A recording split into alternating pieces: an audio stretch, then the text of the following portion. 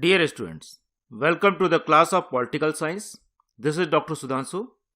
Today we will discuss Indian political thought, in which we will discuss one of the most prominent thinker of India, Dr. B.R. Ambedkar.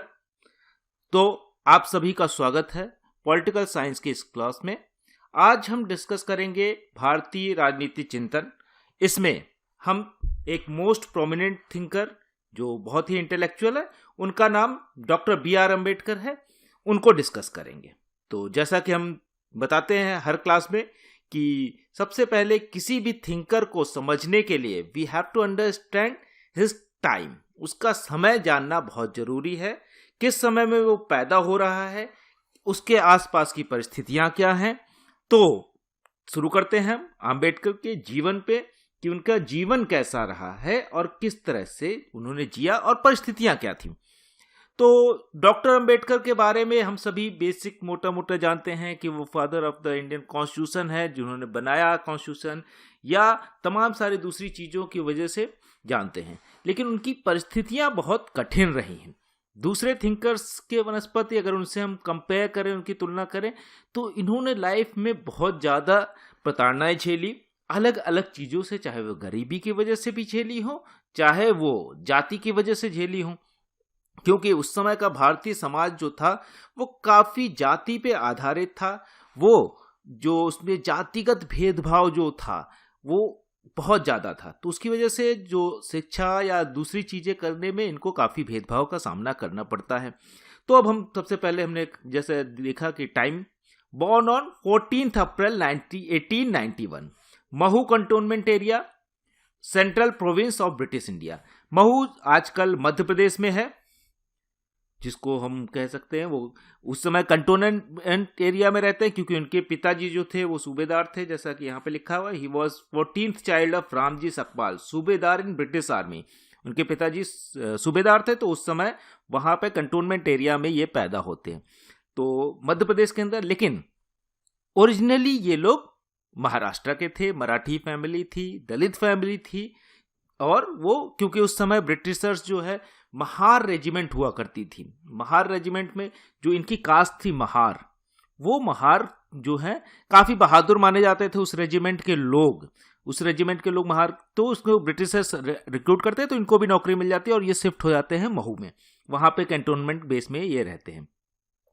जैसा कि यहाँ लिखा है, his family was from Ambavade village, Ratnagiri district, Maharashtra.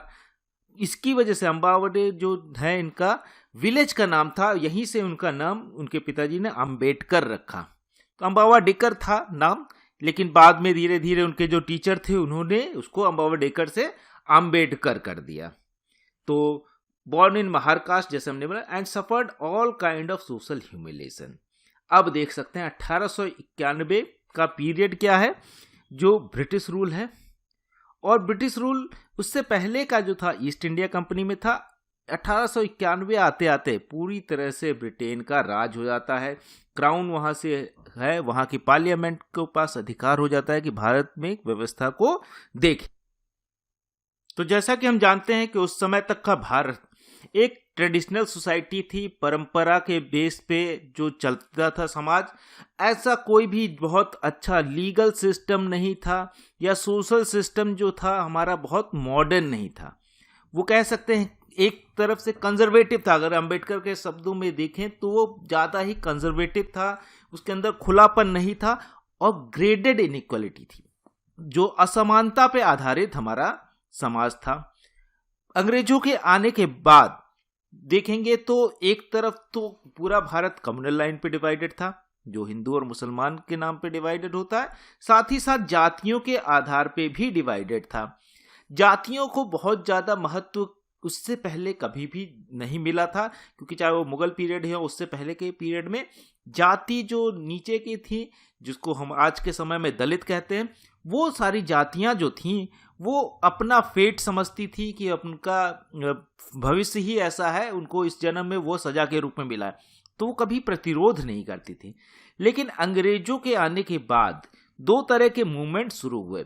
एक तो national movement आता है कि जो राष्ट्र की अवधारणा आती है, वो भी भारत के अंदर नहीं था। भारत विभिन्न छोटे छोटे टुकड़ों में बटा हुआ था। छोटे छोटे राष्ट्र, अपना जो राष्ट्रवाद होता है वो छोटे छोटे राष्ट्र के लिए, जो मराठा हैं वो मराठी राष्ट्र के लिए लड़ रहे, जो बंगाल में है वो बंगाली राष्ट्र के लिए लड़ रहे।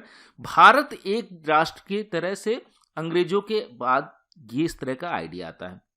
दूसरी तरफ जो सोशल जस्टिस का आइडिया है कि सामाजिक जो चीजें थी, जैसे राजा राम मोहन राय या तमाम सारे जो समाज सुधारक थे, वो लोगों ने भी सोशल रिफॉर्म्स की बात की। ये भी भारत में पहली बार उस तरह से हो रहा था मॉडर्न समय में। बाद में अगर जाति पे देखें तो चाहे वो ज्योतिबा फूले हो, सावित्रीबाई फूले हो या अगरकर हो, इस तरह के तमाम सारे लोग जो हैं जो वो बदलना चाहते थे भारत को, वो भी ब्रिटिश पीरियड में ही शुरू होता। अब ब्रिटिशर्स ने लीगल चीजें एडॉप्ट करना शुरू की कि लीगल एक जो चीजें बनाई जाए सबके लिए समान हो, जिसमें असमानता ना हो। ये ब्रिटिशर्स के आने के बाद, क्योंकि उस समय हमारी जो समाज था वो जाति पर आधारित था। समान जुर्म के लिए अलग अलग जाति के लोग, अलग अलग वर्ग के लोगों को सजा अलग अलग मिलती थी। यहां से क्योंकि समाज देता सजा, कोई judicial system, formal judicial system बहुत अच्छा नहीं था। फर्स्ट टाइम बंगाल के अंदर जो कोर्ट बनती है वो ब्रिटिशर्स ही बनाते हैं। तो इस तरह के जो समाज है उसमें पैदा होने के बाद अगर हम देखें, जैसे वो महार कास्ट में, महार बेसिकली जो लेदर का काम करते हैं, जो चमड़े का काम करते हैं, उस तरह की कास्ट होती है। तो इनके साथ छुआछूत बहुत होता था कि इस तरह के लोगों को उस समय तक भी, आज के समय में भी कई जगह पे ये होता है, लेकिन उस समय तक इस तरह के काम करने वालों को छू नहीं सकते। अब ये हर तरह का ह्यूमिलेशन भी झेल रहे हैं और कहते हैं हर तरह की परेशानियां भी झेल रहे हैं, कोई भी इनकी मदद नहीं करता है। लेकिन फिर भी उसके बावजूद इनके अंदर जो था पढ़ने की, क्योंकि बुद्धि के बड़े तीव्र थे और पढ़ने की इच्छा बहुत ज़्यादा थी और उनको ये लगता था कि पढ़ाई के थ्रू ही चीज़ें बदल सकती है, तो दिमाग भी तेज है एक तरफ लेकर, तो स्कूल ज्वाइन करते हैं। क्योंकि उनके पिताजी उस समय तक अफोर्ड कर सकते थे तो वो पैसे देते हैं और वो एडमिशन करा देते हैं स्कूल में। लेकिन स्कूल के अंदर भी भले वो पढ़ने में तेज थे, लेकिन उनके साथ भेदभाव होता था। He was not allowed to sit in classroom with other students. वो अब क्लासरूम में दूसरे लड़कों के साथ नहीं बैठ सकते थे, या तो क्लासरूम के बाहर बैठते थे या किसी दूसरे कोने में बैठते थे, वहां से पढ़ते थे।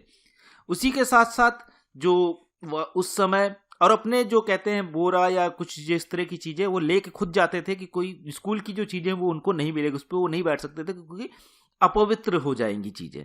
साथ ही साथ इवन जो पानी पीने का था, जैसे यहाँ लिखा even to drink water he has to depend on the upper caste, कि जब पानी भी पीना होता था तो वो अपने से जो बर्तन वहां रखे होते थे, मटका या घड़ा, उससे पानी नहीं पी सकते थे। कोई जो यूजुअली होता था कि प्यून जो है वो उसकी ड्यूटी थी, जो चपरासी था उसकी ड्यूटी थी कि वो उनको पानी पिलाएगा जब उनको प्यास लगे। तो उसके बाद जब अगर किसी दिन प्यून छुट्टी पे होता था तो वो प्यासे ही रह जाते थे। और उन्होंने अपने जो ऑटोबायोग्राफी है उसमें बाद में लिखा कि नो प्यून नो वाटर, इस तरह की भी चीज की, जिस दिन प्यून नहीं आएगा उस दिन मुझे प्यासा ही रह जाना पड़ेगा क्योंकि कोई और बच्चा उनको पानी नहीं पिलाएगा। तो इस तरह का देख सकते हैं कि जातिवाद कितने स्तर पे था कि बच्चों के अंदर भी वो जातिवाद डाल दिया गया था समाज से, कि बच्चे भी वो काम नहीं करते थे और बच्चों के अंदर इंटरेस्ट हो जाता है कि बच्चे भी समझ जाते हैं कि इसकी जाति है, तो वो कभी छूते भी नहीं थे, ना इनके साथ खाना खाते थे, इस तरह की चीजें झेलते थे। ऑल्दो क्योंकि पढ़ने में तेज थे तो अकेले ही इस सारी चीजों को, इनकी जाति के ज्यादातर लोग नहीं पढ़ पाते थे या इन सब चीजों की वजह से वो पढ़ना नहीं चाहते थे। इसके बाद इन्होंने संस्कृत भी पढ़ी क्योंकि इनकी जो चीजें पढ़ने का जो रुचि थी, तो भारत की संस्कृति को जानने के लिए क्यों ऐसी चीजें हो रही हैं उसके लिए learn Sanskrit language was denied to him, जो कि उनको रोका जाता था कि संस्कृत नहीं पढ़ सकते क्योंकि संस्कृत जो है ब्राह्मणों की भाषा है या अपकास्ट की भाषा है, इसको कोई शूद्र जो है या दलित वर्ग का व्यक्ति नहीं पढ़ सकता और इससे ये अपवित्र हो जाएगी। तो वेद पुराण इस तरह की जो पवित्र चीजें थी उसको वो कहते थे कि वो पढ़ने को नहीं मिलती थी, लेकिन फिर भी इन्होंने अपने से मेहनत करके ये सारी चीजें सीखी। इन स्पाइट ऑफ ये ही completed his graduation from Bombay university. वहां से हाई स्कूल और तमाम सारी चीजें करने के बाद वो बॉम्बे यूनिवर्सिटी में ग्रेजुएशन के लिए आ जाते हैं। बॉम्बे में भी इनके साथ काफी भेदभाव होता है। जब ये घर ढूंढने जाते हैं, घर भी इनको नहीं मिलते, इनकी जाति पूछ के इनको घर नहीं दिया जाता है। तो दूसरी जो धर्म के लोग थे उन्होंने इनको काफी मदद की, कोई भी हिंदू आदमी इनको घर देने के लिए तैयार नहीं था। तो इन सारी चीज़ों का इनके जन मानस पे काफ़ी असर पड़ता है, इनके दिमाग पे काफ़ी असर पड़ता है और